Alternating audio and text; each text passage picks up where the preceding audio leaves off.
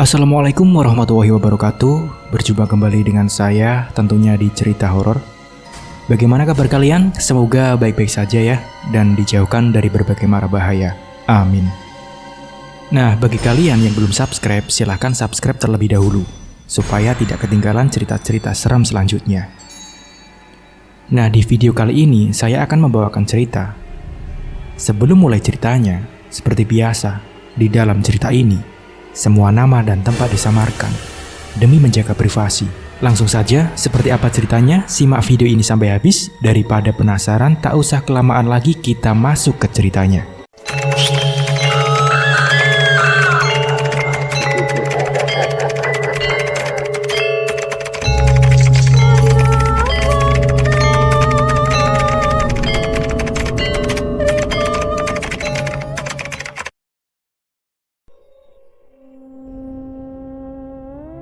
Hari itu hari Kamis, dan sudah menjelang maghrib waktu itu. Aku mempersiapkan sepatu futsalku, karena ada jadwal latihan, jam 20 waktu Indonesia Barat. Tiba-tiba HP-ku berdering. Aku melihat, ternyata dari bos tim futsalku, Dharma namanya. "Halo Fen, datang latihan kan hari ini?" tanyanya. "Iya bos, hadir," jawabku. Lalu ia menjawab, "Oke deh, sip," sambil menutup teleponnya. Bingung juga sih, kenapa kok tumben banget ini orang nanyain hadir atau enggak. Biasanya dia menelpon cuma ngingetin jangan lupa bawa duit, karena emang aku sebagai bendahara tim. Singkat cerita, setelah latihan selesai para pemain pun pulang. Tinggallah kami berempat, aku, Dharma, Yuse, dan Amin. Kami berempat ngobrol tentang latihan malam ini dengan segala evaluasinya. Dengan asik mengobrol, Dharma tiba-tiba menyeletuk, "Hey bro, besok sampai Minggu kalian repot nggak?" Enggak ada jadwal ngajar," kata Yuse. "Aku free, leleku sudah panen. Jadi kolam masih disterilkan," kata Amin. "Aku nggak ada jadwal tugas wasit kok," kataku. Lalu Dharma pun bilang, "Yuk kita refreshing jalan-jalan. Aku yang bayarin deh." Ia bersemangat sekali nampaknya. Dan kami bertiga tak ada yang menolak. Namun aku bilang, aku nggak tahu mau alasan apa ke ortuku. Aku terlahir di keluarga yang agamis, jadi agak ngeri aja kalau berbohong demi senang-senang. Lalu Dharma pun menyahuti, "Gampang besok, aku izinin ke ortu." "Oke bro," jawabku. Dan kami pun pulang ke rumah masing-masing dengan suasana hati yang riang, gembira, karena besok akan pergi jalan-jalan gratis. Keesokan harinya, Dharma datang dengan mobilnya. Ortuku tahu bahwa Dharma ini bukan orang sembarangan. Dia bekerja di salah satu BUMN, dan secara fisik pun dia good looking. Dharma masuk ke ruang tamu rumahku, dan entah apa yang diobrolkan bersama ibuku. Obrolkan tiba-tiba, ibuku yang sedang di ruang tamu menemui Dharma bilang padaku, "Ayo cepetan berangkat. Kasihan Dharma, nungguin kamu lama sekali mandinya." "Iya nih mau pakai baju dulu," jawabku. Akhirnya, aku pun berangkat menuju ke rumah Yuse dan Amin. Setelah formasi kami lengkap, kami pun berangkat. Dan aku masih tak tahu kemana Dharma membawa kami. Setelah sampai di perbatasan Kediri dan Jombang, kami pun singgah di pom bensin untuk buang air kecil. Setelah selesai, kami pun melanjutkan perjalanan. Amin menanyakan, "Kemana sih tujuan kita ini?" Dharma pun menjawab, "Mencoba ilmu nek tretes." Aku dan Amin saling pandang, tak paham apa yang dikatakan Dharma. Karena aku dan Amin memang tidak tahu tretes itu tempat apa dan bagaimana. Dan Yusuf pun senyum-senyum, seolah ada yang disembunyikan. Aku cuek aja, yang penting gratis pikirku kala itu. Kami lanjut mengobrol terus di dalam mobil. Dari obrolan itu, aku baru mengetahui kalau Dharma mempunyai semacam isian dalam dirinya, dan juga susuk untuk menguatkan kakinya yang memang banyak dipakai pemain-pemain sepak bola ataupun futsal kala itu. Hari mulai gelap. Perjalanan masih kurang lebih 2-3 jam lagi untuk sampai di Pasuruan. Karena sudah jam makan malam, kami pun singgah di sebuah depot kecil dengan menu sate dan gulai kambing. Dharma menyuruh kami masuk dan memesan duluan karena dia mau ke toilet WC yang ada di seberang depot dulu. Namun keanehan terjadi. Saat kami masuk, pembeli depot itu banyak sekitar 5 orang, tapi tak ada satupun yang berbicara dan wajah mereka pucat. Kami bertiga duduk dan sibuk dengan HP masing-masing, karena pacar kami pasti rewel kalau sampai tahu kami sedang jalan-jalan, sampai kami tak memperhatikan lagi pembeli-pembeli lain. Lalu Yusuf bilang pada pelayannya, "Mbak, gulai 4 ya." Mbak pelayannya hanya mengangguk pelan. Setelah aku berhasil meredam kemarahan pacarku, aku pun berencana hendak melihat pembeli lain ini makan dengan menu apa. Namun betapa terkejutnya aku, ternyata depot itu sudah sepi, tak nampak lagi pembeli lain selain kami. Tiba-tiba, hawa dingin menjalar di tubuhku, bulu kuduku berdiri, pertanda ada yang tak beres dengan depot ini, gumamku dalam hati. Tiba-tiba, Dharma datang dan membatalkan pesanan makanan kami. "Mbak, gulainya nggak jadi," sambil tangannya mengisyaratkan mengajak kami keluar. Aku bertanya pada Dharma, "Kenapa nggak jadi?" Namun dia tak menjawab. Wajahnya menunjukkan keseriusan. Kami masuk mobil dan pergi dari depot itu. Suasana mencekam di dalam mobil karena semua diam. Tiba-tiba Dharma bilang, "Warung itu nggak beres, banyak demitnya." Yusuf juga menyahuti, "Pantesan pembelinya pucat semua mukanya." Amin pun yang sedari tadi diam menyahuti, "Warung gulai tapi baunya darah." Jadi sedari tadi mereka main HP itu sambil melirik kondisi warung. Cuma aku yang beneran main HP. Tidak berapa lama, Dharma pun membelokkan mobil ke warung soto yang cukup ramai pembelinya.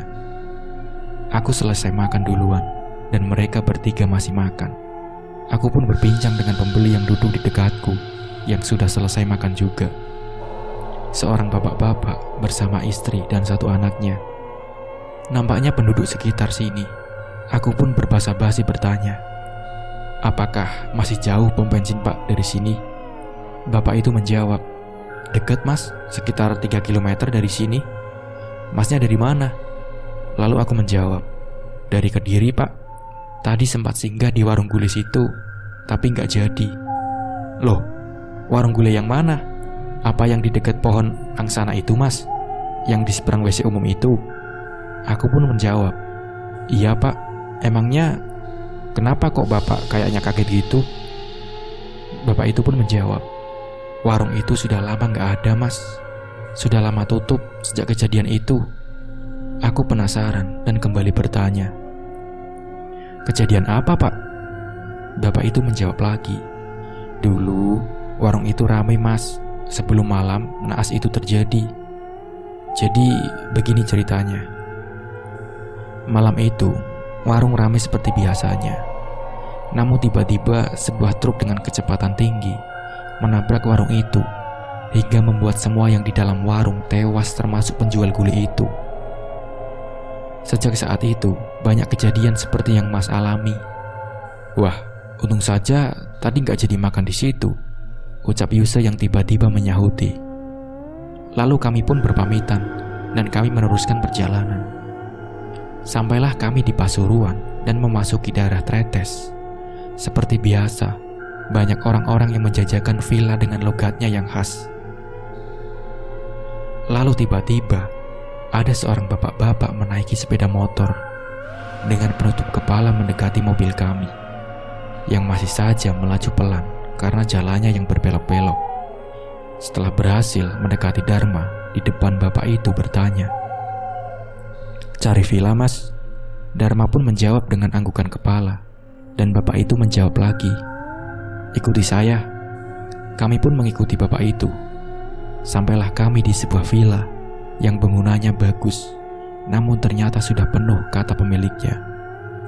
Lanjut ke villa kedua yang kami datangi, kata pengelolanya penuh juga.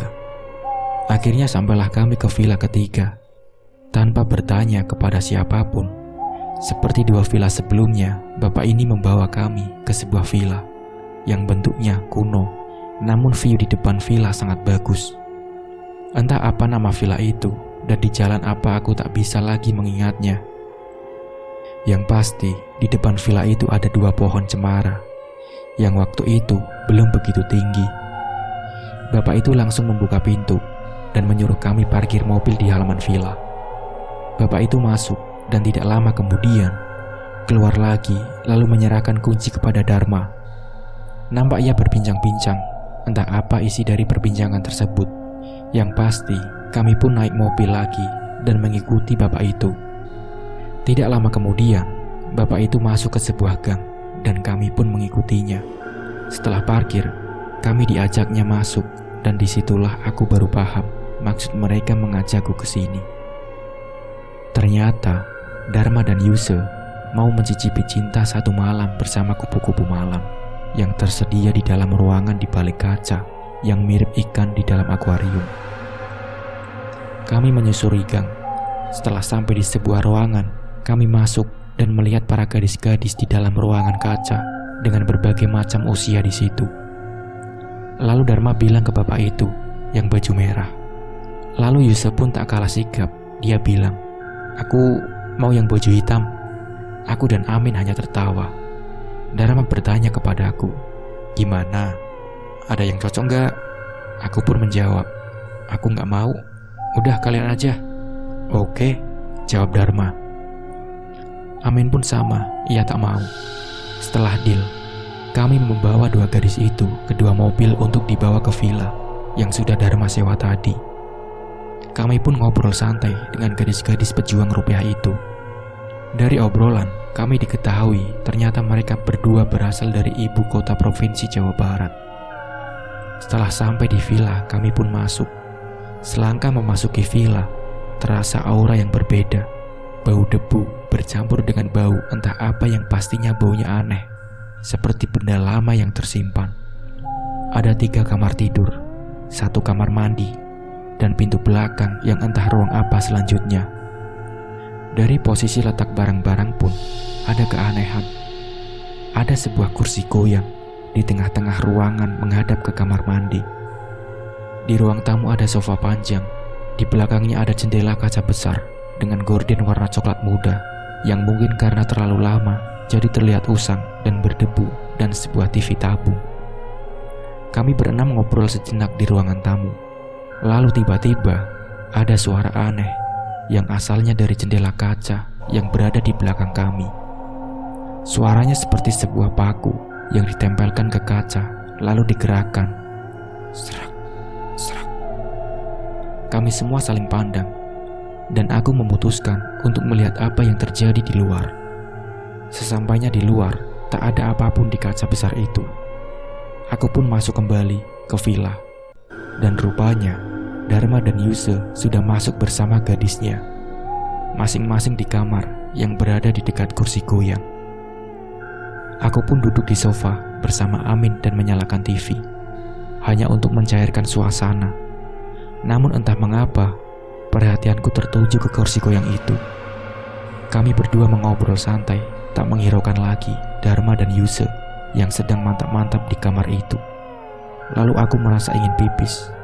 Aku pun pipis di situ sambil menghadap bercak itu. Pintu kamar mandi sengaja tak kututup karena tak mungkin ada yang mengintip pikirku. Entah halusinasi atau kenapa, bercak yang tadinya berwarna merah kehitaman kini berwarna merah segar, seperti darah, dan bau anyir pun tercium. Aku segera menyelesaikan pipisku dan berbalik badan keluar kamar mandi. Namun ternyata pintu kamar mandi yang sejak kami datang tadi terbuka, kini hampir tertutup dan hanya menyisakan 1 jari. Aku pun membuka pintu itu dan lari menuju ruang tamu bersama Amin. Dia mengejekku. "Pengecut, gitu aja takut," ucapnya sambil terkekeh. Aku hanya diam dan menyalakan rokokku. Tak lama kemudian, terdengar suara seperti benda yang menabrak pintu. Dan asalnya dari kamar yang digunakan Dharma untuk mantap-mantap. Aku dan Amin saling pandang seakan-akan menanyakan ada apa. Lalu Amin berkata, "Ah, mungkin Dharma dapat cewek yang ganas." Aku hanya mengangguk, namun masih penasaran apa yang terjadi. Berselang beberapa menit, terdengar lagi suara itu. Brak! Dan diikuti suara teriakan Dharma. "Jangan, jangan!" Dharma pun berteriak. suaranya terputus seperti ada yang sedang membungkamnya. Kami berdua pun lari menghampiri kamar Dharma dan mengetuknya sambil bertanya apa yang terjadi. Lalu pintu pun dibuka dan Dharma pun muncul dari balik pintu masih dalam kondisi telanjang bulat. Belum sempat Amin menjawab, tiba-tiba pintu kamar mandi tertutup. Padahal tak ada siapapun di kamar mandi itu. Kami bertiga kebingungan, namun Dharma menutup kembali pintunya dan menyuruh kami untuk pergi. Kami berdua pun berjalan ke arah ruang tamu sambil garu-garu kepala, kebingungan apa yang sebenarnya terjadi. Sebelum sempat aku duduk, aku kepikiran dengan Yuse. Jangan-jangan sumber suara tadi sebenarnya dari kamar Yuse. Aku berbalik badan dan kembali menuju kamar Yuse yang berada bersebelahan dengan kamar Dharma. Aku mengetuk pintunya dan menanyakan kondisinya. Tak ada jawaban. Aku menempelkan telingaku ke pintu kamar Yuse dan yang terdengar adalah suara langkah kaki yang mendekat perlahan. Aku menunggu, ternyata gadis yang bersama Yuse yang membukanya. "Masih belum selesai, Mas," katanya. Aku pun kembali ke sofa itu dan merebahkan diri. Masih sangat penasaran dengan apa yang terjadi dengan rumah ini. Sambil merebahkan diri di sofa, aku memandangi langit-langit ruang tamu itu. Tidak beberapa lama, terlihat sesosok bayangan sedang lewat di luar jendela. Aku pun duduk dan melihat bayangan itu bergerak ke arah pintu villa. Aku lalu berdiri. Lalu Amin menarik tanganku untuk duduk kembali. Seakan-akan dia tahu apa yang aku lihat, padahal dia sedang main HP. "Biarin, cuekin aja," katanya. Aku pun semakin penasaran. Aku melihat jam di atas TV, menunjukkan jam 2 dini hari. Itu tandanya sudah hampir 2 jam mereka ada di dalam kamar itu, menikmati malam ini dengan gadis-gadis itu. Betapa terkejutnya aku. Tiba-tiba, sayup-sayup terdengar suara minta tolong. Amin mematikan TV agar suara itu jelas. Dan benar saja, suara itu muncul dari kamar Yuse. Kami berlari dan mendorong pintu itu. Dan ternyata memang tak dikunci. Betapa terkejutnya kami di hadapan kami berdua. Yuse sedang dicekik oleh gadisnya. Mereka masih dalam kondisi telanjang. Dengan Yuse mengisyaratkan memanggil kami berdua. Dan tidak lama kemudian, si gadis melihat kami dengan tatapan yang aneh. Matanya merah dan rambutnya acak-acakan. Kami berlari masuk dan menarik gadis itu menjauhi Yuse yang sudah hampir kehabisan nafas karena dicekik. Ia memberontak, berusaha melepaskan dirinya dari kami berdua yang memeganginya. Rupanya gadis ini kesurupan.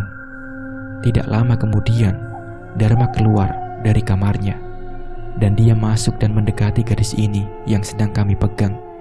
Dia komat-kamit membaca sesuatu dan langsung menekan ibu jari kaki gadis itu. Sesaat kemudian, gadis itu mulai agak tenang. Dia tak lagi bergerak seperti sedang tidur. Lalu tiba-tiba, dia tertawa seperti tawa seorang wanita, melengking dan matanya melotot. Rupanya belum 100% keluar sosok yang merasuki gadis ini. Dia berkata, "Kalian siapa? Kenapa masuk istanaku? Apa kalian tidak kasihan denganku? Kalian yang membunuh suamiku kan?" katanya. Dharma pun menjawab, "Aku pemuda dari Kediri, mau berbagi rezeki dengan mbak-mbak. Kamu siapa?" "Namaku Pitaloka. Aku sudah ratusan tahun tinggal di sini. Ini wilayahku. Tak ada yang boleh menggunakannya. Kalau tidak, akan kubunuh teman-temanmu." Sambil menuju Yuse, Dharma menjawab, "Kami cuma sebentar, numpang istirahat." Lalu Pitaloka menjawab, "Siapa laki-laki besar di belakangmu itu? Pasti dia orang jahat."